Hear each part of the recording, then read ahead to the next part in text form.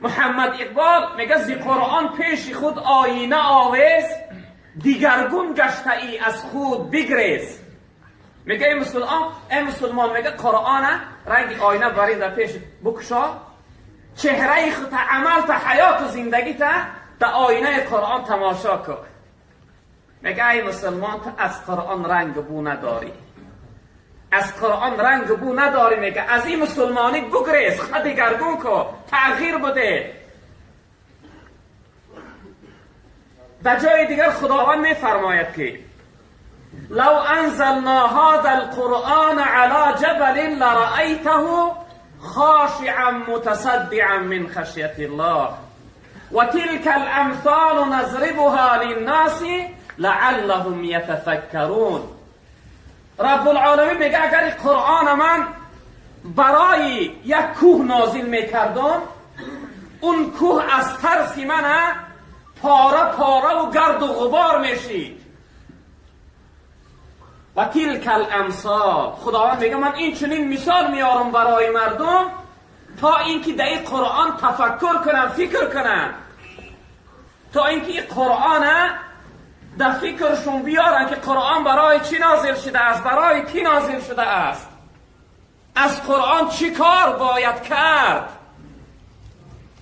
متاسفانه امروز مسلمان و مسلمانزاده فکر میکنه که قرآن برای چلیاسین باشه، یا برای دعاخوانی باشه، یا برای سر مزار باشه، یا برای چند سوره کوتاه در نماز خواندن باشه. قرآن برای زندگی هست، برای خوشبختی است، کتاب حیات است، کتاب نجات است، کتاب خوشبختی هست، کتاب عزت و حرمت و فضیلت و شرافت و کرامت و شأن و شرف و مهر و محبت و خوشبختی دنیا و آخرت است. فقط برای این نیست برادر عزیز که چند سوره کوتاهش بدانی و خلاص. متاسفانه امروز قرآن در حیات ما برادران عزیز غریب شده است.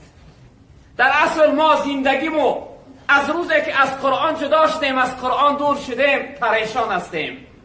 برنج و مشقت و غم و درد و غریبی و پریشانی دنیا مبتلا و گرفتار شدگی هستیم، خار شدگیم.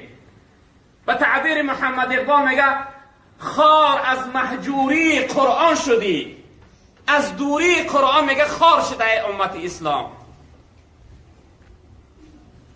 در اصل امروز امت اسلام از محجوری و دوری قرآن خار شدگی است برادران عزیز. علم قرآن امروز به نهایت در جمعیت، حتی خواندنش بلکه در اکثر مردم نمانده است. بعض شخصیت هایی که خیلی از سین و سالشو بالا هست قرآن خونده نمیتونند. ما مسلمان ها نه تنها فقط باید قرآن خوان باشیم، بلکه باید ما معنای قرآن بدانیم. معنای قرآن باید هر یک آیت قرآن ای راهنما و راهبر از هر یک آیت قرآن بخت و سعادت است.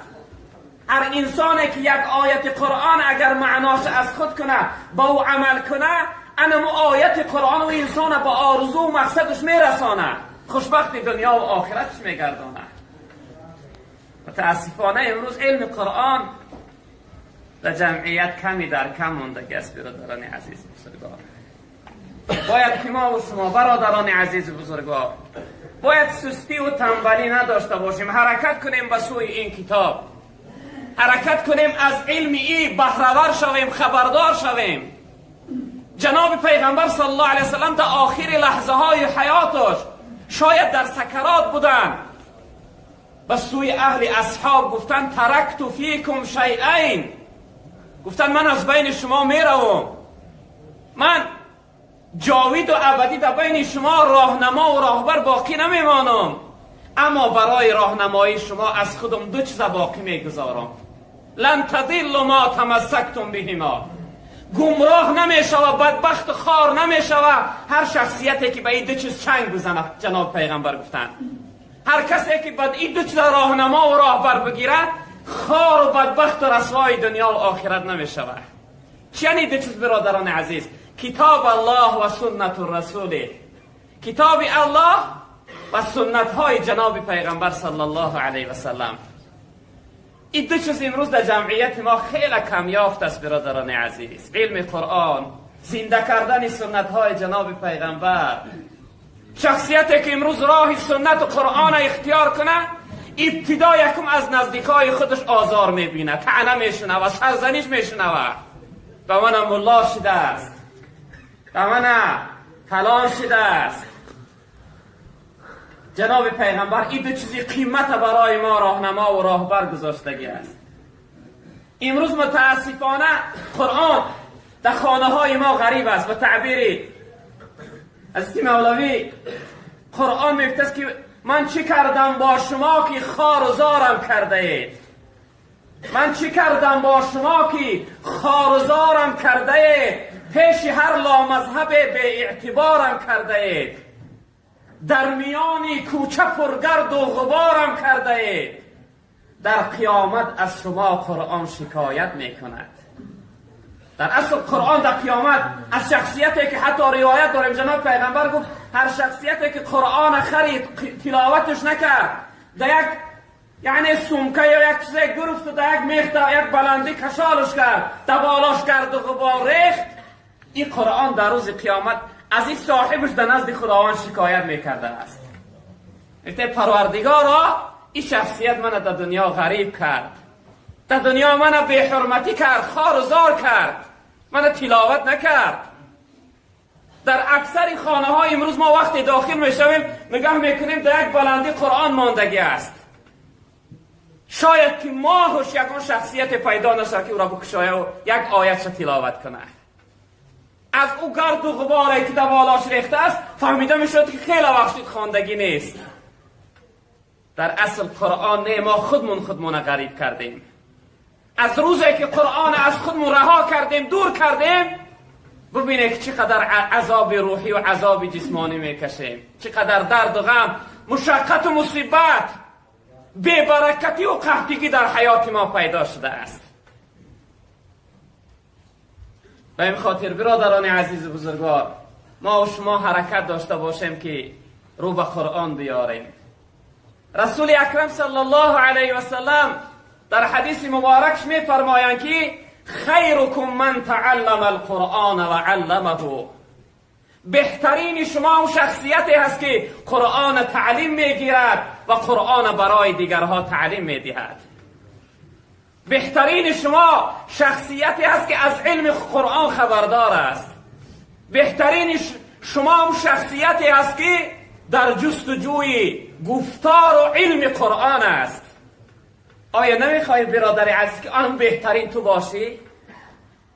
سستی نکو، تنبلی نکو. الحمدلله در جمعیت قاهری های خوب داریم، اهل علم های خوب داریم، همیشه در خدمت شما هستند، دایم آغوش رو برای شما کشاده است. مرحبا اهلا و سهلا میگن. یک بار نشون بیا، سستی نکو. این لحظه ها، این وقت ها غنیمت هستند برادران عزیز. این لحظه ها را نمیابی دیگر. روزی میشوم میخواهی که نزد یک شخصیت برای، پیدا نمیکنی شخصیتی که نزدش برای یک حرفی از خود کنی. برادران عزیز بزرگوار، رسول اکرم صلی الله علیه و سلم در حدیث مبارکش میفرمایند ان الله یرفع بهذا الكتاب اقواما و یضع به آخرین. خداوند با این کتابش که قرآن است بعضی از بنده هاش با چنان قدر و مقامش و مقامشون بالای می برداشت است که از عرش در قدر و مقام اونها بالاتر می شده است. در نزد خدا می رسیدند، اهل جنت می گشتند، عرش الهی قدمگاه اونها می شده است و چنان خداوند قدر و مقامشون بالا می کرده است. و یک گروه دیگر و چنان خار و ذلیل و پستی می کرده است که او از همه پسترین پستی ها، اسفل سافلین، جای و قرارگاه او می شده است.